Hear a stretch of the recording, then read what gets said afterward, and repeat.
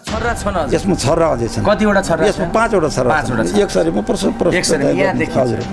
अब यो चाहिँ के हो भनेपछि यो चाहिँ नि यो चाहिँ औजार लगाएको, यो फलामको चाहिँ औजार लगाएको यो खुट्टा यो खुट्टामा यसमा मेरो 26वटा यहाँ पाल पारेर यस्तै इने लगाएर यहाँ कसेको म 2.5 वर्षसम्म यो खुट्टालाई यस्तै बनाएर चाहिँ पल्टिनु पर्यो। 2.5 वर्षसम्म। अब यो यहाँ भने यहाँको हड्डीले पुगेन भनेर मेरा यिनी यहाँका कम्मरका हड्डीहरू 2 ठाउँको हड्डी काटेर पनि लगेर यहाँ हाले हो।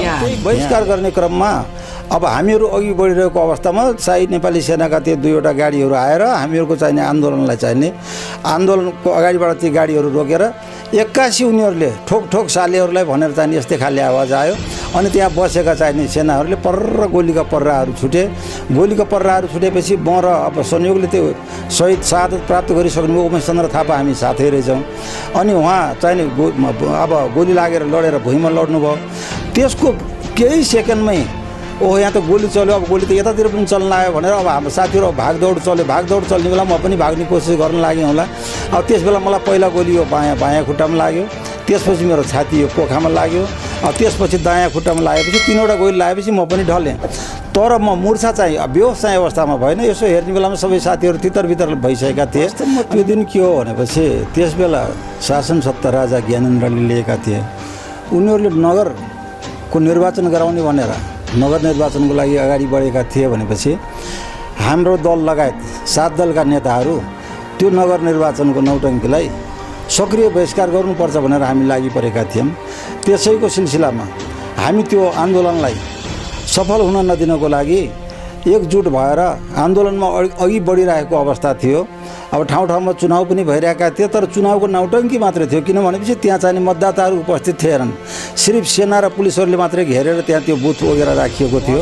स्वर्गारोहण उहाँको भइसकेपछि अब उहाँका छोरालाई बनाइयो। छोराले पनि अहिले उहाँको 10 या 11 वर्ष भयो र वडाको अध्यक्ष स्थानीय तहको प्रमुख पनि हुनुहुन्छ। त्यहाँबाट हामीले के सोच्यौँ भनेपछि हामी एक थरीले के सोच्यौँ भनेपछि यहाँलाई अब सबै जिम्मेवारी किन दिने, कति दिने, अब अरू कोहीले पनि यो जिम्मेवारी लिनुपर्छ भन्ने साथीहरूले के जिज्ञासा राख्नुभयो। ओके समिति भनेर त्यस्तो चाहिने औपचारिक समिति चाहिँ हामीले बनाएनौँ। मैले 2-3 चोटि रिक्वेस्ट गरिसकेपछि सहमतिको लागि प्रयास तपाईँले गर्नुपर्ने हो, तर म गर्छु, कमसेकम सहमति गरेर अगाडि बढाउँ भन्ने खालि मैले कुरा गर्ने बेलामा हुन्छ भनेर धेरै दिनहरू टालियो।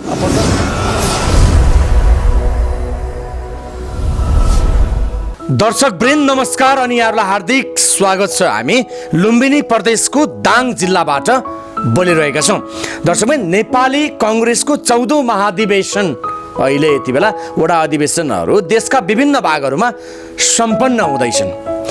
वडा अधिवेशनबाट वडा सभापति, वडा कार्य समिति र यसै गरी क्षेत्रीय प्रतिनिधिहरू अर्थात् नेपाली काङ्ग्रेसको सम्भावित नेतृत्वकर्ताहरूको एक प्रकारले चाहिँ स्क्रिनिङ भइरहेको छ। दर्शकगण, दाङ जिल्लामा एउटा बिर्सनै नसकिने नेपाली काङ्ग्रेस भित्रको मात्र होइन कि समग्र गणतान्त्रिक आन्दोलनलाई नेतृत्व गर्नुभएका जिउँदो शहीदको नामले पुकारिने व्यक्ति जो घोराई उपमहानगरपालिका वडा नम्बर 5 धर्ना निवासी कृष्ण गिरी, जसले नेपाली काङ्ग्रेसको वडा नम्बर 5 को हेर्नुहोस् है, घोराई उपमहानगरपालिका वडा नम्बर 5 को वडा अधिवेशनमा हार बेहोर्नु पर्यो र यो हारलाई लिएर नेपाली काङ्ग्रेस भित्र मात्रै होइन कि नेपाली काङ्ग्रेस बाहिर समेत एउटा व्यापक चर्चाको विषय चाहिँ बनेको छ।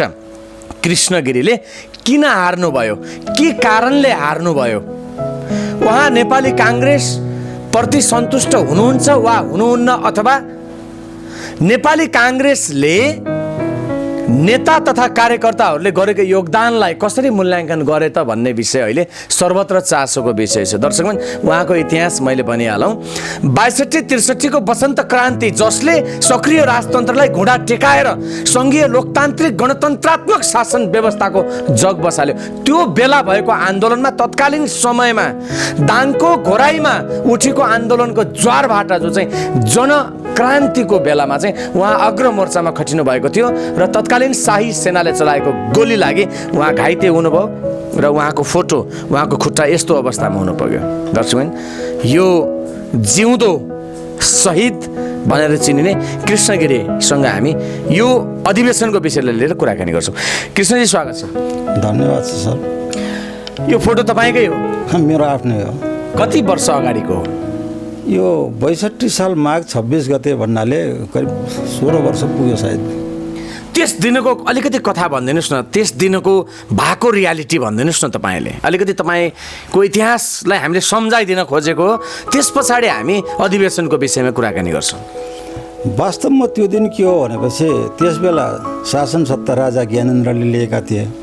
उनीहरूले नगरको निर्वाचन गराउने भनेर नगर निर्वाचनको लागि अगाडि बढेका थिए भनेपछि हाम्रो दल लगायत 7 दलका नेताहरू त्यो नगर निर्वाचनको नौटङ्कीलाई सक्रिय बहिष्कार गर्नुपर्छ भनेर हामी लागि परेका थियौँ।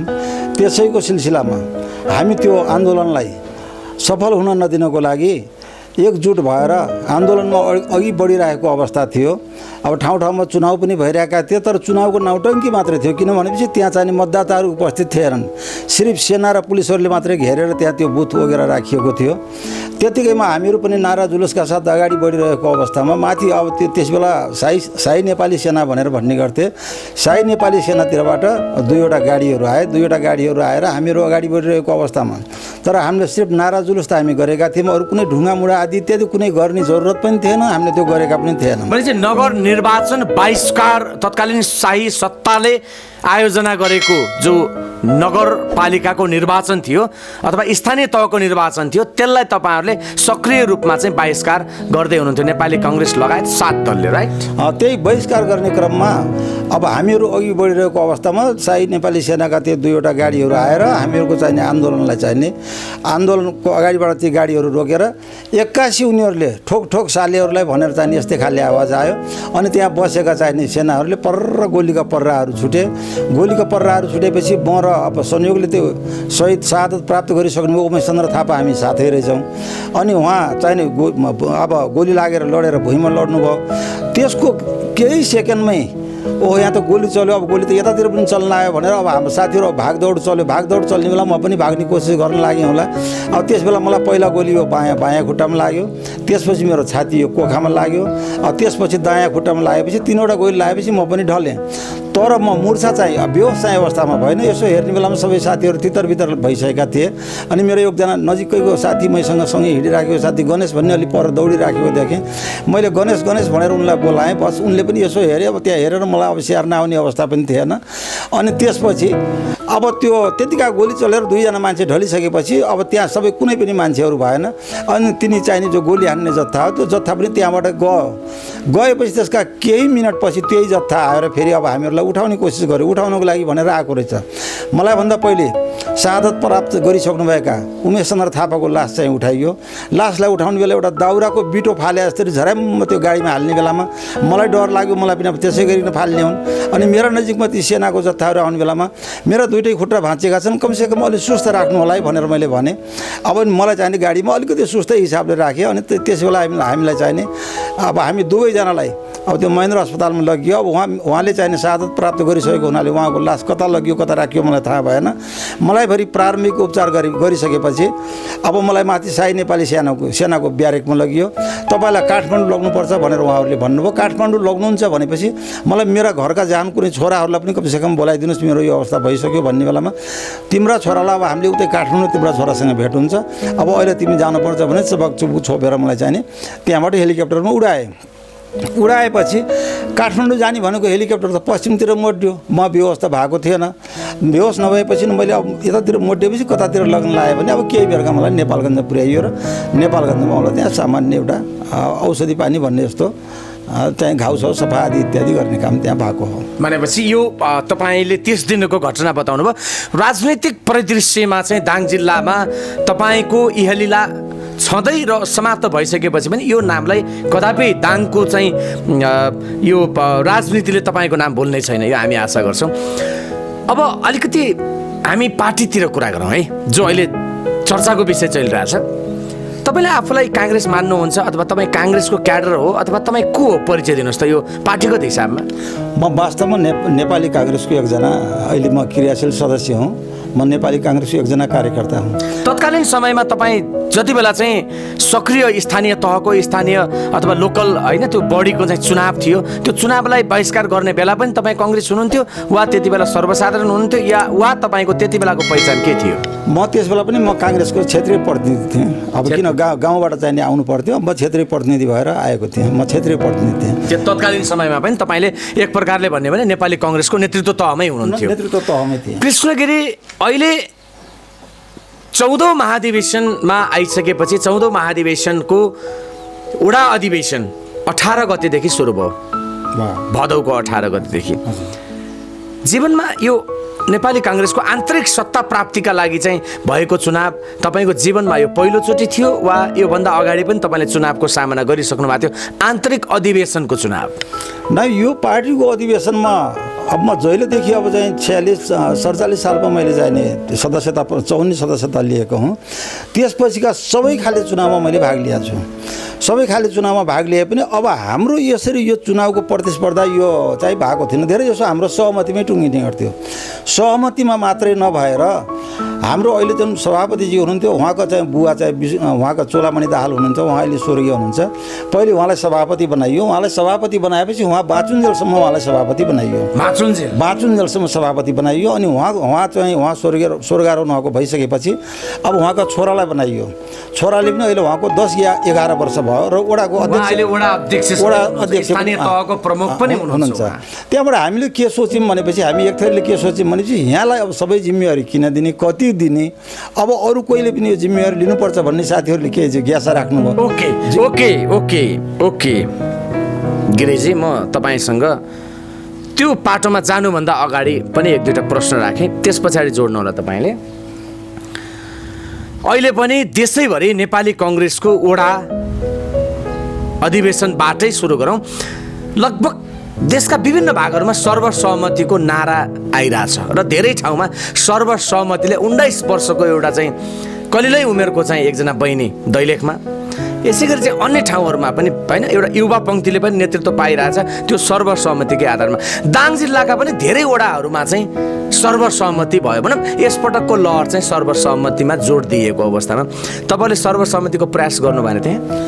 होइन, हामी कहाँ पनि सर्वसम्मति गर्ने भन्ने कुरा उठ्यो, साथीहरूबाट पनि उठ्यो, केही कार्यकर्ताहरूबाट पनि उठ्यो, नेतागणहरूबाट पनि तपाईँहरूले सकेसम्म सहमति गर्ने प्रयास गर्नुहोस्।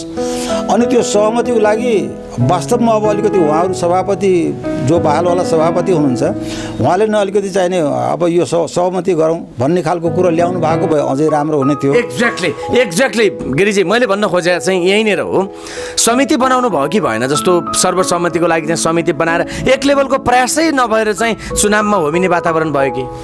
समिति भनेर त्यस्तो चाहिने औपचारिक समिति चाहिँ हामीले बनाएनौँ। मैले 2-3 चोटि रिक्वेस्ट गरिसकेपछि सहमतिको लागि प्रयास तपाईँले गर्नुपर्ने हो, तर म गर्छु, कमसेकम सहमति गरेर अगाडि बढाउँ भन्ने खालि मैले कुरा गर्ने बेलामा हुन्छ भनेर धेरै दिनहरू टालियो। प्रचार प्रसारको क्रममा उहाँहरूले पनि रोक्नु भएन, हामीले पनि रोकेनौँ।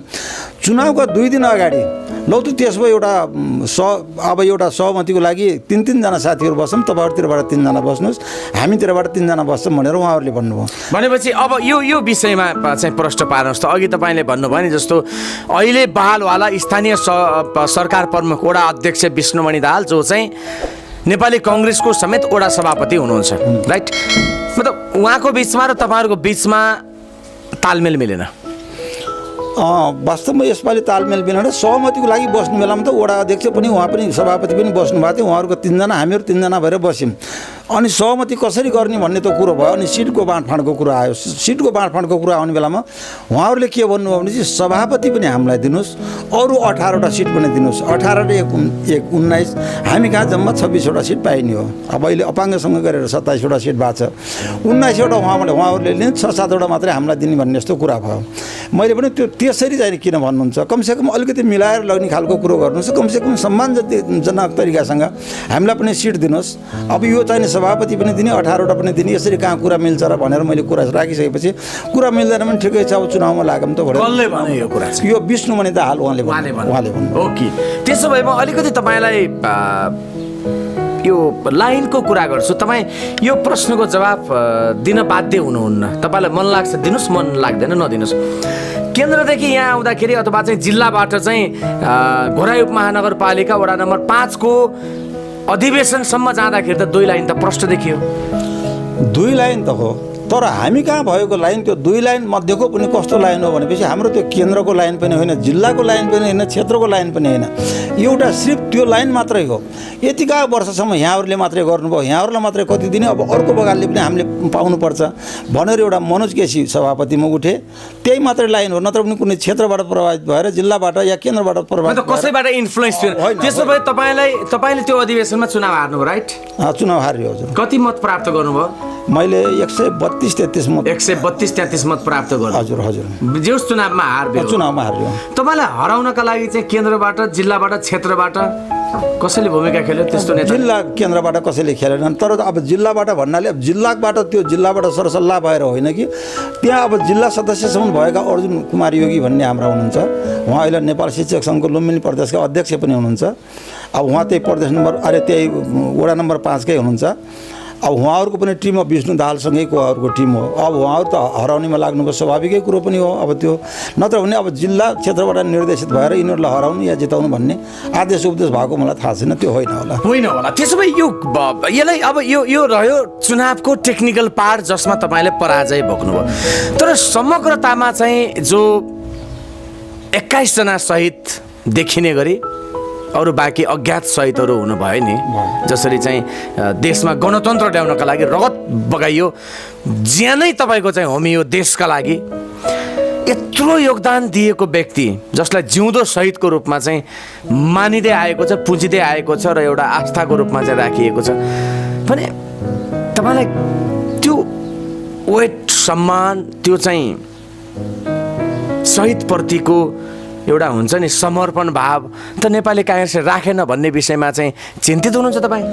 म चिन्तित हुनुभन्दा पनि म अलिकति यहाँनिर के मैले यहाँ भन्न चाहन्छु भनेपछि मलाई त्यो धरनामा भोट हाल्ने बेलामा धरनाका चाहिने मतदाताहरूले एकदम बाइकटै गर्नुभएको होइन। त्यहाँ एउटा यस्तो खाले परिस्थिति सिर्जना भयो, नागरिकता पनि चाहिन्छ भन्ने खालको त्यहाँ हौवा फिजाइयो हो। नागरिकता कसैको नाममा घटभर केही चाहिने कन्फ्युजन भयो भने नागरिकता त्यहाँ चाहिने हो। नागरिकता चाहिन्छ भनेपछि त्यहाँ कमसेकम 100 जना जति मतदाताहरूलाई नागरिकता एकत्रित गरेर त्यहाँ राखियो छ। राखिएपछि त्यो 100 जना मतदाताहरूको 4-5 जनाहरूले भोट हालिदिने काम गरे।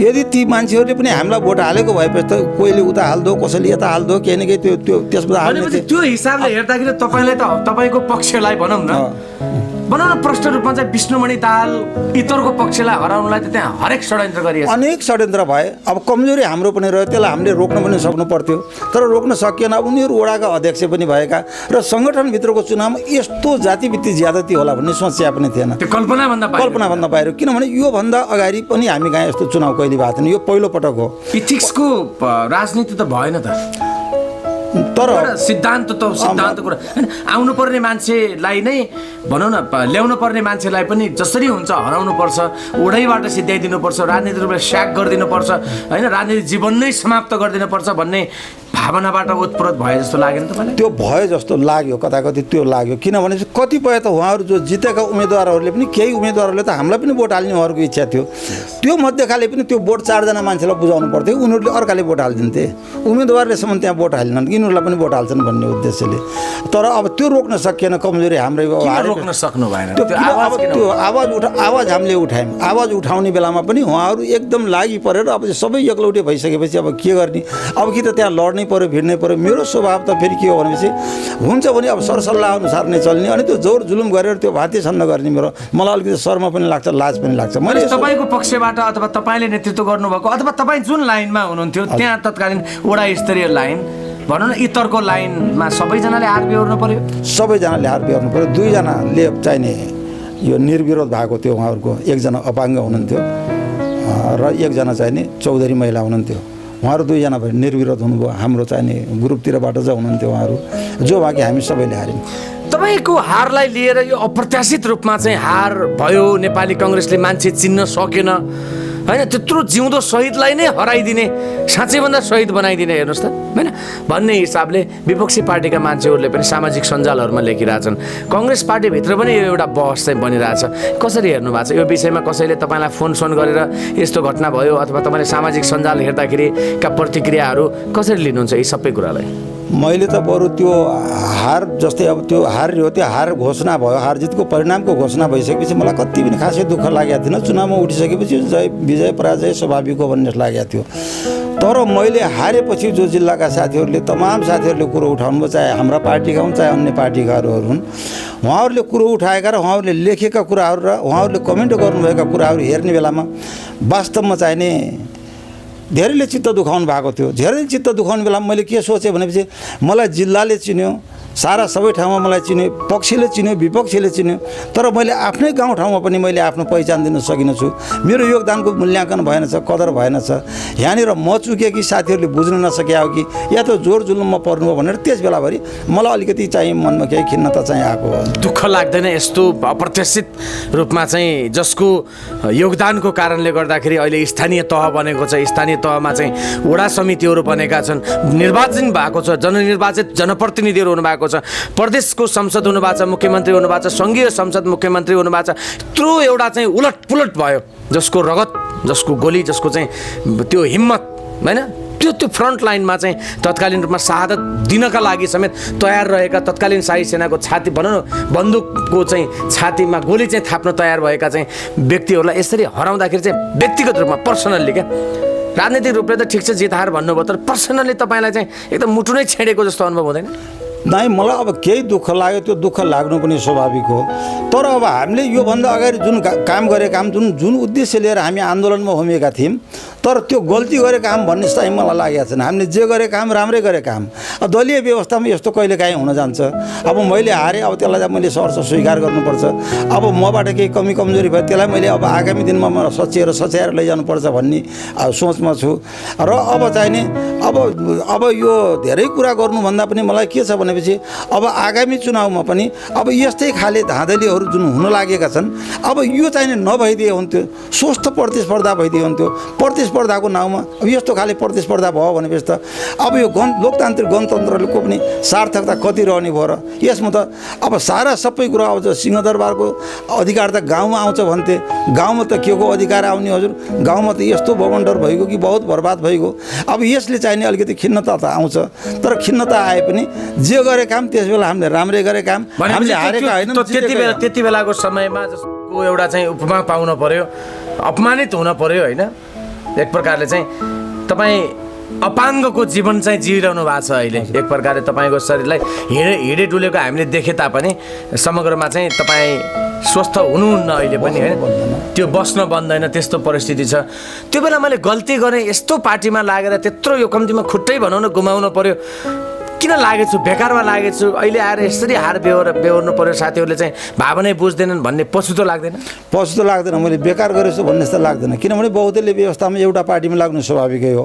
मैले अलि अगाडिदेखि नै यो 46को परिवर्तन भन्दा पनि धेरै अगाडि, जस्तै खुम्बारजी तीको मान्छे हुनुहुन्छ, अब खुम्बारजी, अब चैतुजी, बलदेवजी, कृष्ण लगायतका साथीहरूसँग मैले सत्सङ्गत गरेको मान्छे भएको हुनाले उहाँहरूकै चाहिने कुराकानी बुझेर मैले जानी नजानी जे जति मैले जान्न सकेँ म काङ्ग्रेसमा लागेँ। काङ्ग्रेसमा लागेर मैले गल्ती गरेँ भन्ने मानेको छैन। बरु अब काङ्ग्रेसमा लागिसकेपछि जहाँनिर कमी कमजोरी हुन्छ, यो कमी कमजोरीलाई अब यस्तो कमी कमजोरी हुन नदिनको लागि गाउँ तहबाट, जिल्लाबाट, क्षेत्रबाट सबै किसिमबाट यसको पहल हुँदै गयो भनेपछि अब यसको समस्या पनि समाधान होला भन्ने मैले आशा राखेको छु। सो अब तपाईँलाई पार्टीको आन्तरिक अधिवेशनमा तपाईँलाई त्यहाँ हराइसकेपछि फेरि पार्टीको नेताहरूबाट आश्वासन के आएको छ कि छैन? तपाईँलाई जस्तो मनोनित गरेर कुनै ठाउँमा ल्याउने होइन, सम्मान दिने त्यस्तो केही छ कि? अथवा तपाईँ फेरि चुनावमा अन्यत्र ठाउँबाट लड्न सक्ने अवस्था अथवा चाहिँ तपाईँमाथि भएको यो अपमानको चाहिँ होइन भनौँ न एउटा भरपाई हुने त्यस्तो वातावरण केही छ?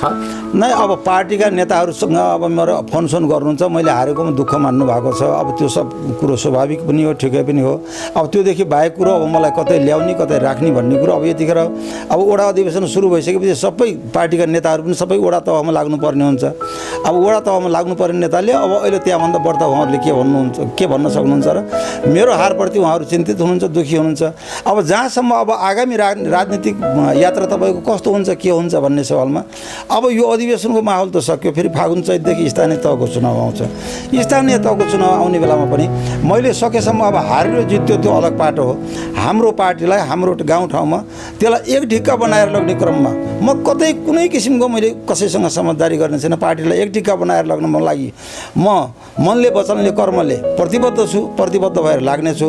अब आउँदो अब चाहिने स्थानीय तहको चुनावमा पनि सायद अब शरीरले पनि साथ दियो, आदि इत्यादि सबैले साथ दियो भनेपछि त्यसमा पनि एउटा केही सक्रिय भूमिका त खेल्नै पर्ने होला। अब अहिले यस्तै त राख्नु भएको छ। तपाईँले भार बेहोरिसकेपछि जसले तपाईँलाई हराउनुमा भूमिका खेल्नुभयो, तपाईँले नाम पनि लिनुभयो, उहाँहरूसँग भेट भएको छ कि छैन? उहाँहरूको प्रतिक्रिया के रह्यो? उहाँहरूसँग मेरो भेट त भएको छैन, तर उहाँहरूले जितिसकेपछि मैले फोनबाट पनि धेरै अलिकति वरिष्ठ अब सभापति लगायतको जो अहिले पनि जो जिल्ला कमिटीका सदस्य हुनुहुन्छ अर्जुन सर, उहाँहरूलाई मतलब बधाई ज्ञापन मैले गरेको हुँ, बधाई दिएको हुँ, उहाँहरूको कार्यकालको सफलताको कामना पनि गरेको हुँ। उहाँहरूले अब ठिकै छ, के गर्ने, चुनावमा हार जित हुन्छ, ठुलो कुरा नसम्झिनु होला भन्नुभएको थियो। मैले पनि सम्झाएको छैन, त्यस्तो सम्झिने भए त म चुनावमा उभिनै थिएन भन्ने खालको मैले जवाब दिएँ। त्यतिसम्म मैले बधाई ज्ञापन उहाँलाई बधाई टक्राएको भएको छ। भनेपछि अब कतिपय अवस्थामा चाहिँ योगदान दिएका व्यक्तिहरू लाखापाखा लाग्ने होइन, नेपाली कङ्ग्रेसमा त्यो देखियो। यसले गर्दा निरन्तर मूल्याङ्कनको प्रणाली होइन एउटा चाहिँ राख्नुपर्ने, अब अधिवेशनकै तपाईँको चाहिँ तिथिमितिकै फेरि पनि गन्जागोल अवस्था चाहिँ सिर्जना भएको छ, त्यस्तो किसिमको कुरा आएको छ। प्रमुख निर्वाचन आयुक्तले राजीनामा दिनुभयो भन्ने पनि कुरा आएको छ। पार्टीको वडा सभापतिको समेत रिन्यूमा चाहिँ नामै खटाएर उहाँ क्रिया बस्नु भएको छ होइन। यी देख्दाखेरि दिगदार लाग्दैन कि यो पार्टी पङ्क्तिलाई तपाईँको सुझाव के छ? एउटा समग्र यो 77वटै जिल्लाको नेपाली कङ्ग्रेसलाई र प्लस चाहिँ केन्द्रीय नेतृत्वलाई समेत तपाईँले चाहिँ एउटा सल्लाह दिने हैसियत राख्नुहुन्छ, के सल्लाह दिनु? न अहिलेका यति जति पनि गतिविधिहरू जो देखिया छन्, क्रियाशील सदस्यताको विवादले गर्दाखेरि आजसम्म कतिपय ठाउँमा चुनाव हुन सकेका छैन। अब त्यो एकजना साथीले त अब जाने अब कपालै फालेर मुन्नर भएर क्रियामै बस्नु भएको छ। यस्तो खाले अवस्था नआउनु पर्ने हो। यस्तो खाले अवस्था आउनको लागि हाम्रो गाउँ क्षेत्र मात्र नभएर यो त विशेष जिम्मेवारी केन्द्र पनि छ। अब केन्द्र तहका नेताहरूले, जिल्ला तहका नेताहरूले जसले जसलाई घचघच्याएर हुन्छ, यस्तो खाले व्यवहार चाहिँ दोहोरिनु भएन। यस्तो खाले व्यवहार दोहोरिँदै गएपछि त पार्टी पनि कमजोर हुन्छ। पार्टी कमजोर हुनु भनेपछि त अब यसले त सबै चिजलाई घाटा पुर्याउँछ, देशलाई पनि घाटा पुर्याउँछ, पार्टीलाई पनि घाटा पुर्याउँछ। सक्रिय सदस्यता वितरण गर्ने सवालमा चाहिँ एउटै व्यक्ति हावी भएकै परिणाम स्वरूप चाहिँ यसरी दिग्गज मान्छेहरूले, योगदान दिएका मान्छेहरू पल्टिने होइन, न्यू कमरहरू नयाँ चाहिँ जसलाई नेपाली कङ्ग्रेसलाई जबरजस्ती बनाइएका नेपाली कङ्ग्रेस क्या हुन्छ नि, लिदे ल होइन सदस्यहरू लिनुपर्छ भन्ने व्यक्तिहरूको हालीमहाली भयो भने नेपाली काङ्ग्रेसको नीति विचार सिद्धान्त र आदर्श साँच्चै लागू हुन सक्ला। अथवा बिपीले भने चाहिँ एकपटक चाहिँ सुकिला मुकिलाहरूको विरुद्धमा चाहिँ आम एउटा चाहिँ काङ्ग्रेसी जनले सङ्घर्ष गर्नुपर्ने बेला आउनेछ भनेर भन्नुभएको छ। ठ्याक्कै त्यो समय यही हो कि? बिपीले त जो भन्नुभएको थियो, यदि देशमा प्रजातन्त्र आयो भनेपछि पार्टीभित्र सुकिला मुकिला राम्रा चिल्ला चाप्ला गाडी चर्ने मान्छेहरूको हाबी हुनेछ, त्यसका विरुद्धमा इमान्दार कार्यकर्ताहरूले सङ्घर्ष गर्नुपर्नेछ भनेर जुन भन्नुभएको थियो, त्यो सङ्घर्ष गर्न त म त अलिकति ढिला पनि भयो कि भन्ने मानेको छु। अलिकति ढिला पनि भयो कि भन्ने मानेको छु। अब पनि यो कुरालाई चाहिँ हामीले आत्मसात गरेर अगाडि नबढ्ने हो भनेपछि, अब यही तरिका यही कुराहरू दोहोरिँदै जाने हो भनेपछि एउटा कार्यकर्ता को स्वाभिमानमा आँच आउने, चोट पुग्ने कुरो त स्वाभाविकै होला। यसले सिङ्गो देश र सिङ्गो पार्टीलाई पनि यसले फाइदा गर्दैन। तपाईँको शारीरिक अवस्था अलिकति हामीलाई देखाउन मिल्छ भने, इफ यु डोन्ट माइन्ड, गोली चाहिँ कहाँनिर लाग्यो, के रह्यो, यो हामीलाई बताइदिनुहोस् न अलिकति, हाम्रो नयाँ नेपाली कङ्ग्रेसको नयाँ पुस्तालाई पनि जानकारी होस् भन्ने उद्देश्य। यो मेरो पहिलो गोली यहाँ लागेको। यो गोली यहाँ फुटेर 5वटा छर्रा छ। औँला चलाउन मिल्छ? यो 2टा औँला चल्दैन नि, 3टा औँला चल्छन्। यो चल्छन्। अब यसमा छर्राहरू पनि यसमा छन्। यो ठन्डी सिजनमा त तपाईँलाई त बाई जागेर हैरानै यो ठन्डीमा बाई जागेर, गर्मीमा पोलेर, बर्खामा पनि पानीमा भिज्न छ। त्यसैले मैले नुहाउनु पनि कम नुहाउँछु, टालोले पुच्छा पार्ने हो। अब यो चाहिँ छर्रा छन्, यसमा छर्रा कतिवटा छर्रा? यसमा 5वटा छर्रा। एक सरीमा हजुर। अब यो चाहिँ के हो भनेपछि यो चाहिँ औजार लगाएको, यो फलामको चाहिँ यो खुट्टा हो। यो खुट्टामा यसमा मेरो 26वटा यहाँ पाल पारेर यस्तै यिनी लगाएर यहाँ कसेको। म 2.5 वर्षसम्म यो खुट्टालाई यस्तै बनाएर चाहिँ पल्टिनु पर्यो। 2.5 वर्षसम्म। अब यो यहाँ पनि यहाँका हड्डीले पुगेन भनेर मेरा यहाँका कम्मरका हड्डीहरू 2 ठाउँको हड्डी काटेर पनि लगेर यहाँ हाले हो। 2.5 वर्षसम्म यो अवस्थामा बसेँ। यो खुट्टो अलिक छोटो भएको छ, मलाई टुक्रुक्क बस्नु मिल्दैन, ताकि मलाई सोफाहरूमा नै बस्नुपर्छ। अब शौचालय आदि इत्यादि जाने बेलामा पनि मलाई त्यो कमोड खाले चाहिन्छ। यसमा देखिन्छ छर्रा भएको ठ्याक्कै जे होस् यी एक्सरेहरू हैन, माने यो यो एउटा गोली मेरो यहाँ लागेको यो यहाँबाट लागेर यहाँ निक्ल्यो यहाँ अलिकति यो टाढो देखिन्छ यो यत्रो पल थियो हजुर भला यो मुटु कलेजा अब कता यता कता हुन्छ कि क्या हो भाग्यले बाँचे हजुर तँलाई 3 गोली लाग्यो एक्ज्याक्टली कुरा उठेकै यही हो क्या यत्रो योगदान नेपाली कांग्रेसको लागि ब्लड बग्यो रक्तदान गर्नुभयो तपाईँले जीवनै दान गर्ने भनेरै होमिनु भएको थियो धेरै साथीहरू होमिया थियो तपाईँ एक्लै पनि होइन हामी यो मान्छौँ स्वीकार पनि गर्छौँ तर गोली थाप्नु त तयार हुनुभयो तपाईँ र यत्रो योगदान दिएको मान्छेलाई वडा अधिवेशनबाट पल्टाइदिनुलाई त यो त राजनीतिक बेइमानी होइन न राजनीतिक बेमानी भन्दा पनि त्यो मेरो चाहिने 5 नम्बर वडाका कार्यकर्ताहरूले किन त्यसरी कुरा बुझ्नु भएन एक थरीले भनेपछि मलाई नहराइ नहुने फेरि अर्को थरी किन त्यसरी लागि पर्नु मैले पनि बुझ्न सकेको छैन हजुर त्यसो तपाईँले के गल्ती गर्नुभयो त त्यो हुनसक्छ नि तपाईँले पिर्नु भयो कि कसैलाई अब पिर्नेको सवालमा त मैले अब त्यस्तो कुनै त्यहाँ मैले केही चाहिँ खोज्न पनि गएको छैन सबै चाहिने कार्यक्रममा म सरिक भएकै छु पार्टीका चुनावमा पनि जस्तै अघिल्लो पालिमा पार्टीको चाहिने अध्यक्षको दावेदार पनि बनाएको थिएँ तर पार्टीले विष्णुमणि दाहाललाई चाहिने टिकट दिइसकेपछि फेरि उहाँको झोला बोकेर म उहाँलाई जिताउनका लागि अहोरात्र खटेर लागेँ हामी सफल पनि भयौँ अझ यति मात्रै होइन अब यो स्थानीय तहमा अब हामीले धर्नामा आजसम्म काङ्ग्रेसले भन्दा अर्काले जितेको छैन भने अब कृष्णगिरी लगायतको टिम चाहिँ हराउन लाग्छ त हराउन त्यसरी लाग्दैन हजुर अब हामीलाई त्यहाँ बस्नै नसक्ने वातावरण बनाइदिएपछि त अब हाम्रो के लाग्ने भयो र नत्र भनेपछि हामी त अब अलिकति सास रहेसम्म हामी बस्न सकेसम्म त पार्टीभित्र बसेर आफ्ना कुराहरू राखेर आफ्ना विचारहरू राखेर पार्टीलाई एक ढिक्का बनाएर लग्नुपर्छ त्यो हाम्रो बहादुरी होला त्यो हाम्रो कर्तव्य होला भनेपछि तपाईँको गुनासो चाहिँ अलिकति सक्रिय कार्यकर्ताहरूप्रति चाहिँ रह्यो त्यो अलिकति रह्यो हजुर त्यसमा रह्यो किन मतलब किन बुझ्न सकेनन् साथीहरू किन अब त्यो मलाई त्यो नहराइ नहुने त्यत्रो चाहिने गर्नुपर्ने केही थिएन केही थिएन अब सामान्यतया अब सबैले आफ्नो मत प्रयोग गर्न दिएको भए त भइहाल्यो त्यो सबैका नागरिकता त्यहाँ सबैका भन्नाले कमसेकम 60-80-100 जनाका नागरिकता त्यहाँ राखेर निर्णायक मत हुने थियो अब त्यो त्यतिका जातिभित्तिक गर्नुपर्ने थिएन सो तपाईँ लगायत दाङ जिल्लाका दिग्गज नेताहरूले चाहिँ हारेको समाचार वडा अधिवेशनबाटै पल्टिएको समाचार आइरहेछ जस्तो कि पूर्व नेपाली कांग्रेसको जिल्ला कार्य समितिको पार्टी सभापति सचिव कुमुद शर्मा होइन उहाँले पनि हार्नु भएको र उहाँले स्ट्याटसै लेखेर चाहिँ बधाई पनि दिनुभयो लौ तपाईँहरूको षड्यन्त्र चाहिँ सफल भयो तपाईँहरूलाई बधाई छ भनेर त्यस्तै कुराहरू आइरहेछन् पुराना दिग्गज मान्छेहरूलाई चाहिँ होइन पल्टाइएको छ मतलब पुरानाले चाहिँ नयाँको कुरा बुझ्न नचाहे हो कि नेपाली कांग्रेसले लिएको नीति विचार र सिद्धान्तमा अलिकति केही फरक पनि आया हो कि अथवा तपाईँहरू डेट एक्सपायर भयो हो कि यो के देख्नुहुन्छ त यहाँनिर न अब त्यो डेट एक्सपायरै त हामी त्यसरी नहुनु पर्ने हो किन भनेपछि मान्छेको अब यो वर्षले 70, 71, 75 वर्षले काम गर्ने होइन कति त 25 वर्षको मान्छे पनि काम नलाग्ने मान्छे हुन्छ जब तक हामीसँग जोस छ जाँगर छ सारा सब हामी पार्टीको लागि चाहिने खटेर डटेर गर्न तयार हुन्छ भनेपछि हाम्रो वर्षले त्यहाँ नछेक्न पर्ने हो तर अब एक खाले कस्तो खाले त्यो सोच पलायो या त यिनी बुढाहरूलाई सफाइ गर्नुपर्छ भन्ने खालको सोच पलायो कि अब जसरी हुन्छ पेलेर लैजानुपर्छ भन्ने खाले सोच पलायो कि भनेपछि योगदान दिएका पुराना कार्यकर्ताहरू जसले बाटो खन्दिएर चाहिँ नेपाली कांग्रेसको बाटो अहिले त पिच गरिदियो नि त तपाईँले त ट्र्याक खन्यायो अहिले पछि पिच भएको अनि त्यो पिचमा चाहिँ दौड्न त सजिलो छ त्यो बेला राणाकालीन समयमा चाहिँ होइन त्यो बहुदल निर्दलको बेलामा चाहिँ जो नेपाली कांग्रेस हुँ भन्दाखेरि पनि गोली खानुपर्ने परिस्थिति त अहिलेको कार्यकर्ताले अहिलेको युवाहरू त बुझ्दैन नि त त्यो कुरा होइन कांग्रेस भएकै कारणले गर्दाखेरि एमाले भएकै कारणले गर्दाखेरि कतिपय अवस्थामा तत्कालीन सत्ताको कोप भाजनको शिकार समेत हुनु परेको अवस्थालाई अहिलेको यो नबुझेको हो कि अथवा चाहिँ कतिपय आरोप छ क्या कार्यकर्ताहरूलाई चाहिँ रक्सी र मासुमा पनि बिग्ने कार्यकर्ताको बिगबिगी भएर पनि समस्या आयो कि अथवा यो बोल्न मिल्दैन कि तपाईँलाई नै अब मलाई त त्यो